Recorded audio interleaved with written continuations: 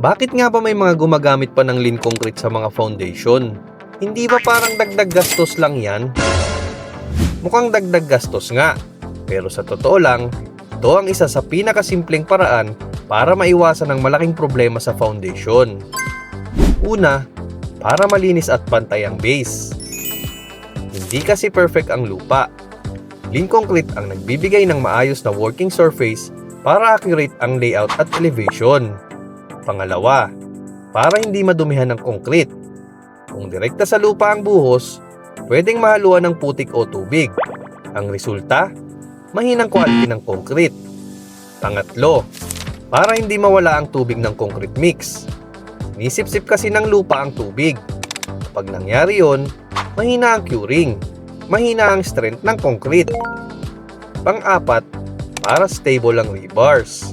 Kung sa lupa lang, lulubog o gagalaw ang bakal. Ito ang kadalasang nangyayari sa site.